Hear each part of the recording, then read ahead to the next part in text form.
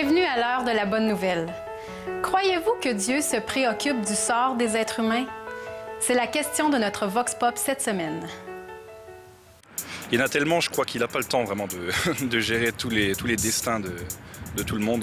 Mais je pense que c'est important d'y croire parce que ça nous rattache à quelque chose. Est-ce que tu crois que Dieu se préoccupe du sort des êtres humains? Des fois oui, des fois non. Moi, je dirais qu'il y a une grosse partie qui tombe sur nous, puis peut-être que Dieu peut influencer à quelque part, oui. S'il y a un Dieu, c'est sûr, mais... J'imagine qu'il se préoccupe du sort de tout le monde. Personnellement, je suis pas très croyante, là, donc pour moi, Dieu, ça veut pas dire grand-chose.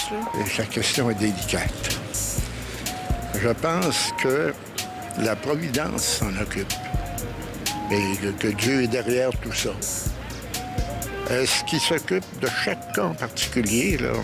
Ça, c'est un petit peu difficile à comprendre, en tout cas, ou à accepter. Aujourd'hui, Jean-Pierre, François et Gaston nous amènent à nouveau dans le pays d'Israël, sur le mont des Oliviers situé à Jérusalem, pour nous faire découvrir ce lieu où le cœur du Seigneur Jésus-Christ nous a été révélé.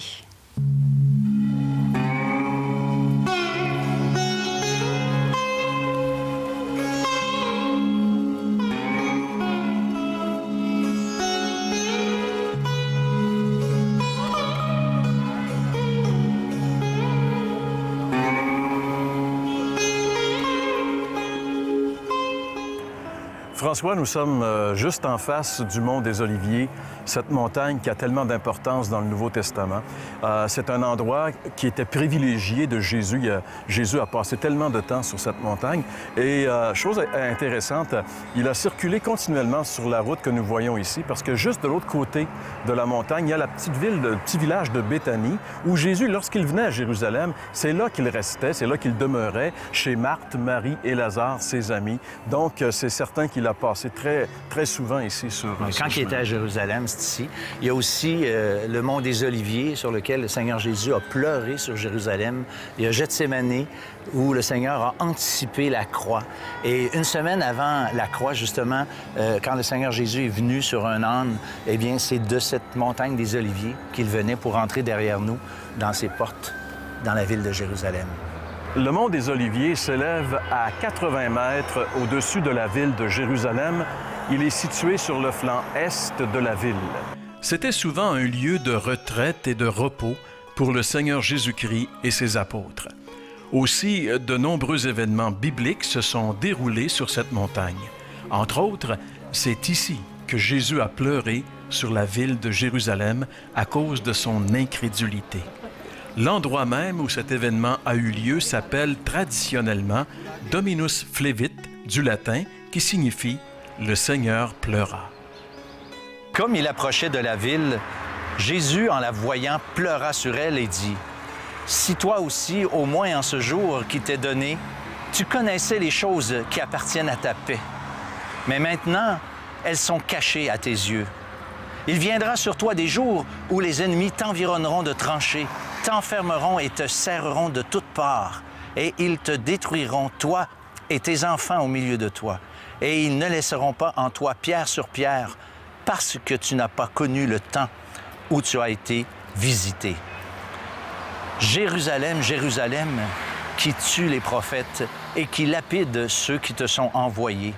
Combien de fois ai-je voulu rassembler tes enfants comme une poule rassemble sa couvée sous ses ailes, et vous ne l'avez pas voulu.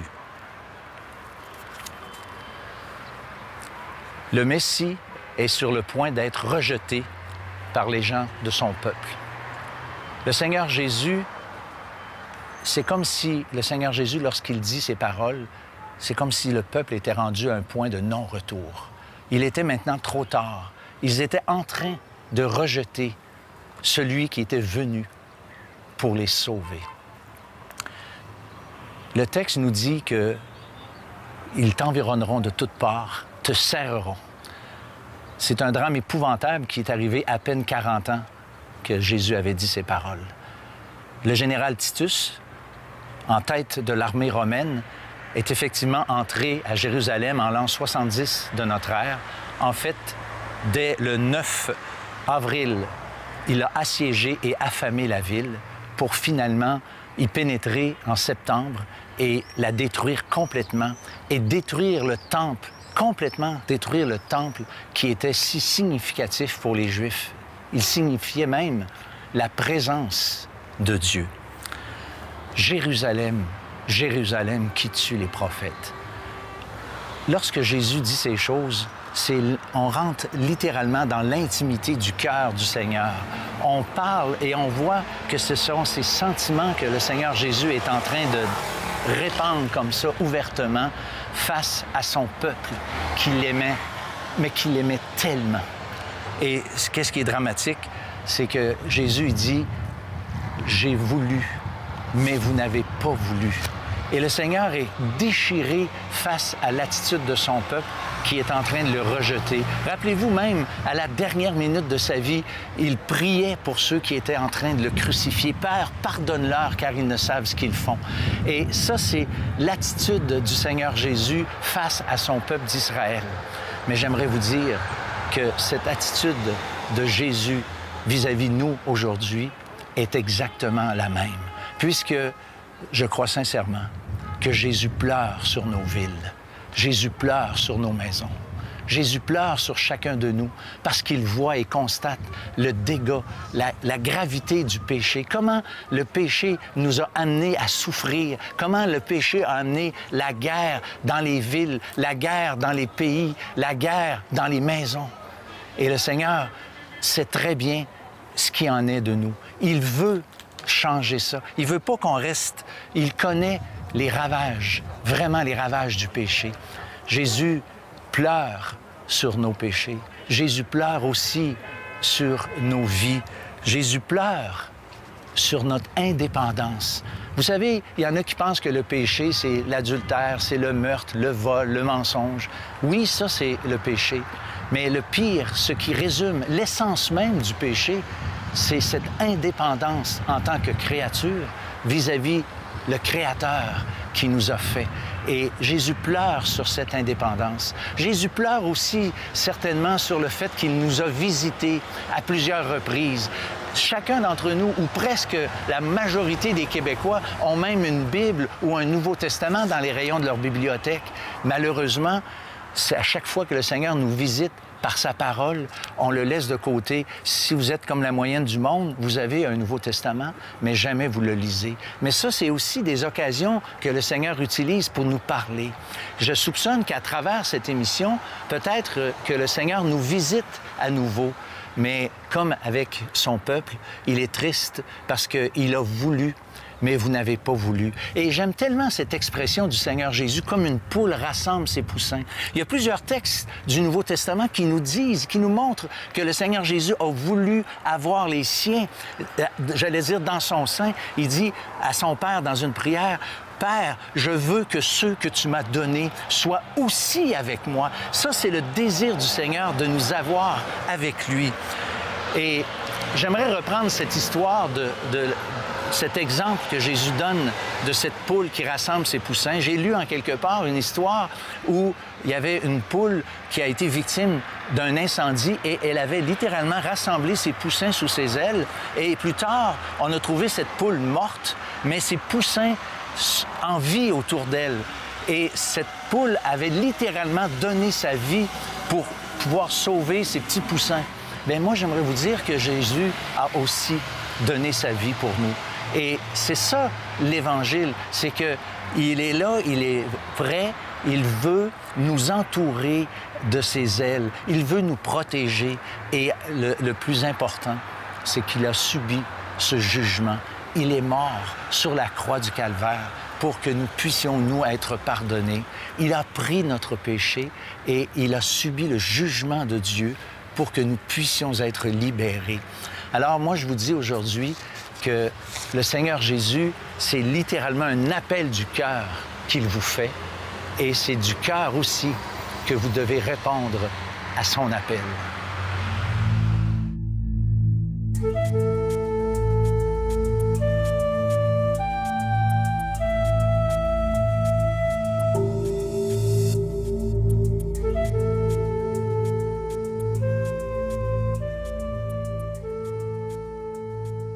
Dans le message qu'on vient d'entendre de notre ami François aujourd'hui, bien, on a une autre étape de la vie de Jésus, justement, dans cette ville de Jérusalem. Et surtout, il nous présente Jésus lorsqu'il entre dans Jérusalem. Et puis là, bien, il pleure sur la ville. C'est non seulement les souffrances qui l'attendent, mais c'est en plus les souffrances, surtout, de ceux qui allaient le rejeter comme sauveur, le rejeter, puis rejeter aussi l'œuvre qu'il était venu réaliser.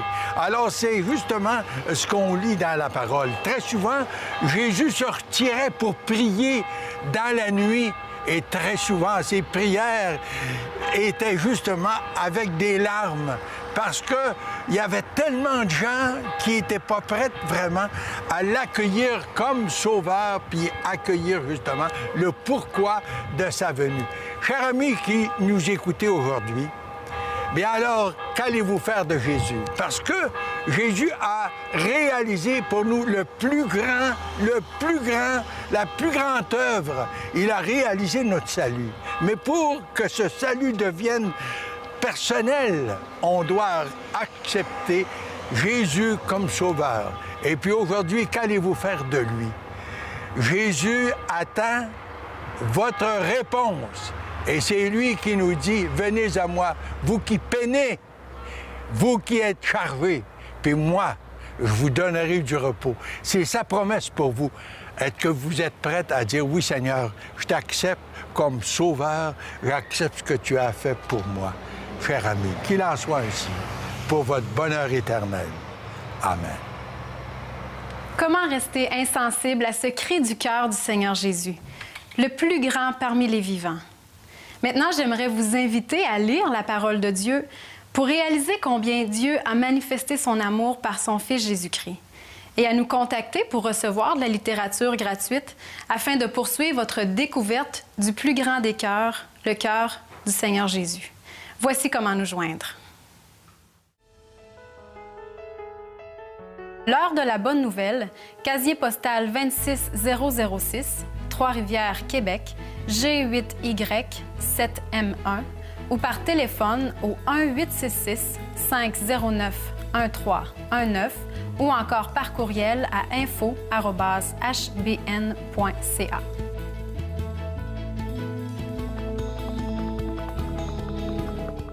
Bonjour Benjamin. Bonjour François. Bienvenue à l'heure de la bonne nouvelle. Et puis j'aimerais que tu nous racontes pour moi, mais aussi pour le bénéfice de nos téléspectateurs, ton témoignage. Comment tu en es venu à avoir une certitude par rapport à l'au-delà?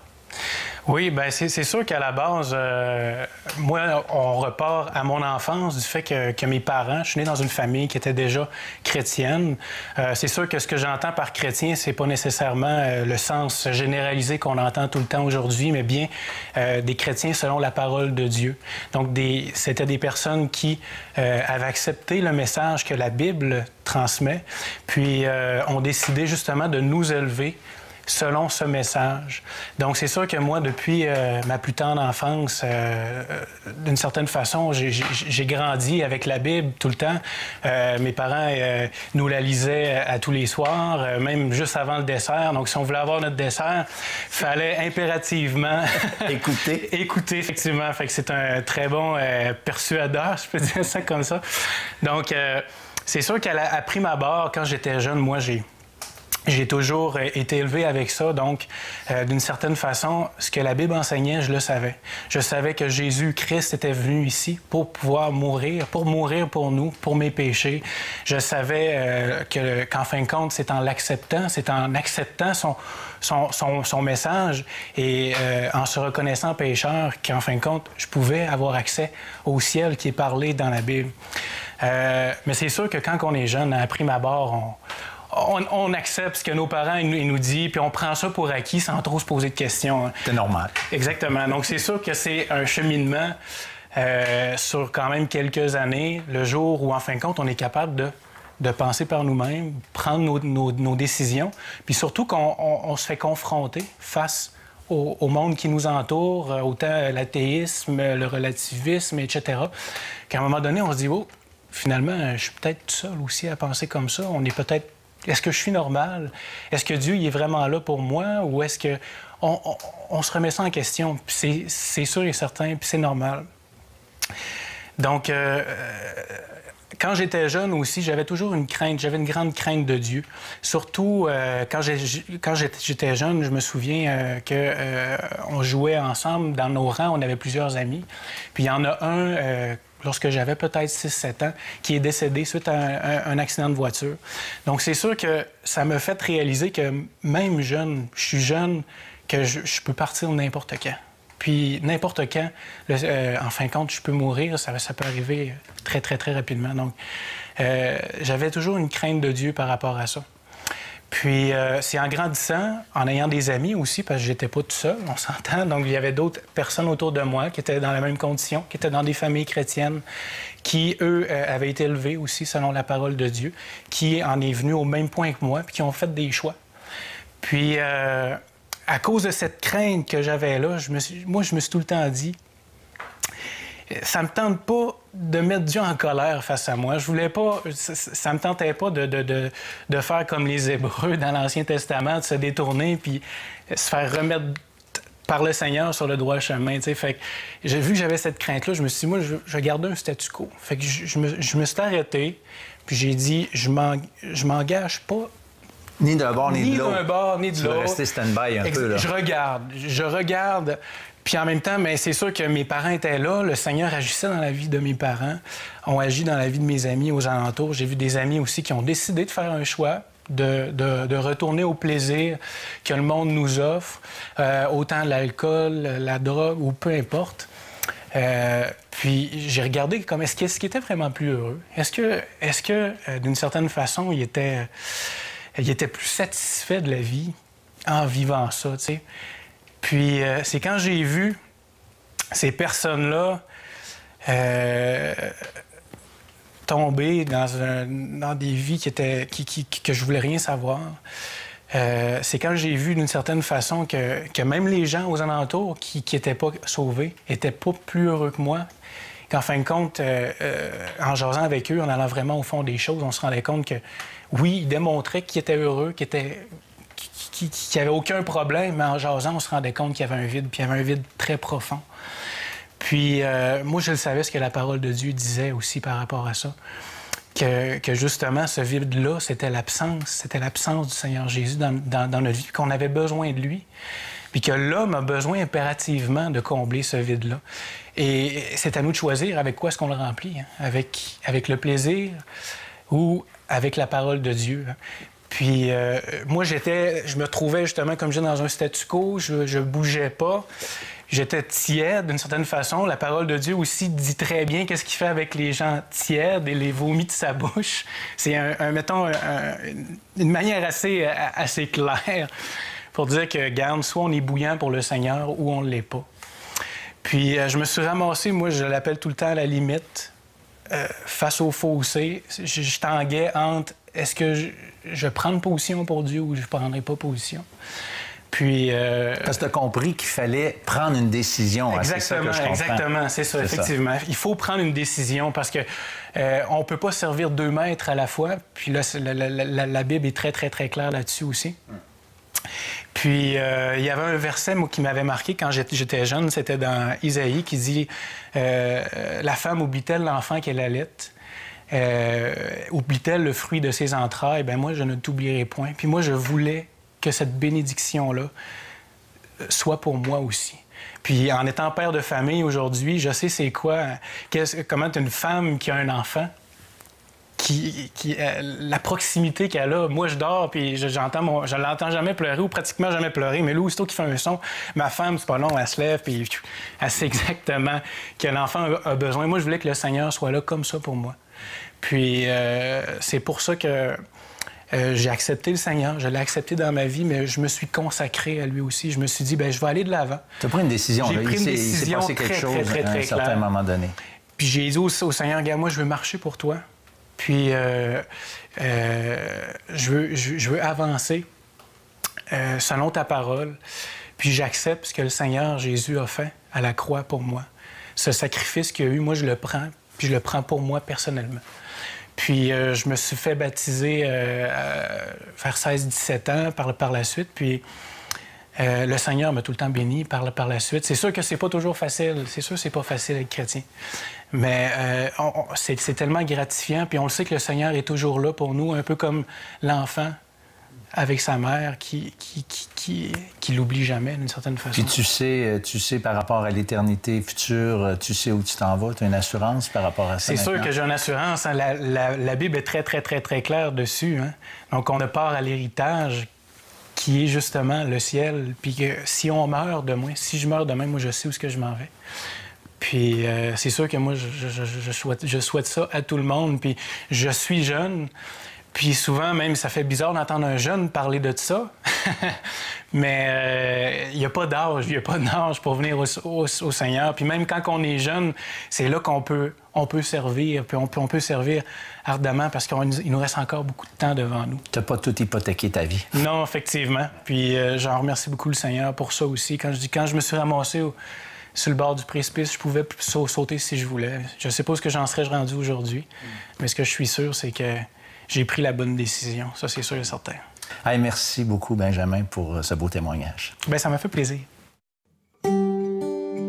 Vous aimeriez entendre le témoignage d'autres personnes transformées par le message de l'Évangile? L'heure de la bonne nouvelle vous invite à participer à l'un des nombreux déjeuners de l'espoir. Ces déjeuners ont lieu dans plusieurs restaurants réputés de la province et vous sont offerts gratuitement. Pour connaître les détails concernant l'endroit, la date et l'heure pour votre région, composez le numéro sans frais 1-866-509-1319. Vous pouvez également consulter le site web www.déjeuner.org. Pour conclure cette émission, j'ai la grande joie de recevoir avec moi M. François Fréchette, M. Jean-Pierre Cloutier et M. Gaston Jolin dans le cadre de ce 50e anniversaire de l'Ordre de la Bonne Nouvelle. Ça fait Bonjour. des messieurs, ça? Ben oui. Eh oui, bien, je suis très heureux de faire partie de cette 50e. Hein? Ben oui. Et puis, ça, c'est la grâce de Dieu. Puis je dis, moi, merci Seigneur qui nous a donné cette possibilité quand même de propager le message de l'Évangile, hein? Oui. Le message de Dieu pour les gens de notre monde. Puis en fait, je pense à cette parole de Jésus qui avait dit « Allez par tout le monde, puis prêchez l'Évangile, et puis enseignez-leur tout ce que je vous ai prescrit, et voici, je suis avec vous jusqu'à la fin. » Et puis on est heureux, bien sûr, d'avoir avec nous autres nos amis, là, Jean-Pierre, dans les débuts des années 80, Jean-Pierre, je l'ai rencontré, puis il avait les mêmes convictions que moi pour propager le message de l'Évangile. Ouais. Et puis là, bien, on l'a embarqué avec nous autres. Hein? Ça fait déjà 30 ans, Gaston. Ça fait 30 ans de ça, oui. 30 ans. Et puis là, bien, hein, il en a encore pour plusieurs années. J'espère, ben oui. Hein? Puis par la suite, bien, il y a notre ami, là, François, s'est joint aussi à notre équipe. Oui. Et puis on est tellement reconnaissant envers le Seigneur, là, pour François, puis enfin. Puis on devrait mentionner ici Marge Robbins, qui était dans l'arrière-plan, puis qui était responsable pour le courrier, puis les lettres qu'on recevait de tout le beau public, hein, du Québec, et puis un peu partout, hein. Alors, bon, et puis là, je devrais dire que depuis une dizaine d'années, maintenant, on a toute notre équipe de techniciens, là, disons, là, hein? Et puis aussi toute notre équipe de soutien. Ben oui, puis aussi d'enregistrement. On a un réalisateur, un directeur technique. C'est ça. Une très belle équipe. Oui, oui. Et puis là, bien, puis ces dernières années, bien, on a Valérie ici comme animatrice. L'équipe pour grandit, travailler avec nous autres. Hein? Alors, le Seigneur a vraiment complété, là. Puis en fait, je pense à cette parole du Seigneur, Jean-Pierre, là, qui dit que Dieu veut que tous les hommes soient sauvés et parviennent à la connaissance de la vérité. Dieu veut que tous les hommes soient sauvés et parviennent à la connaissance de la vérité. Et c'est pour ça, Gaston, que l'apôtre Paul dit que quiconque invoquera le nom du Seigneur sera sauvé. Mais l'apôtre Paul dit après ça, mais comment entendront-ils parler de lui s'il n'y a personne qui prêche? Alors voilà pourquoi on est là. C'est la conviction que nous avons, c'est que nous croyons que le message le plus important que les gens doivent entendre, c'est le message de l'Évangile. Et je pense que c'est ce qui a supporté ce ministère depuis les 50 dernières années. Et puis on peut dire que le message de l'Évangile, c'est le message de Dieu, hein? C'est le message d'amour, c'est le message de grâce que Dieu, justement, présente aux gens. L'apôtre Paul l'appelle la bonne nouvelle. De l'Évangile, hein? Puis la puissance de Dieu dans le salut des âmes. Amen. Merci beaucoup. Messieurs, une passion qui se poursuit. C'est vraiment génial d'être sur le même plateau que vous. Alors, c'est là-dessus que ça se termine. Merci beaucoup d'avoir été des nôtres. Je vous dis la semaine prochaine pour une autre émission de l'heure de la bonne nouvelle.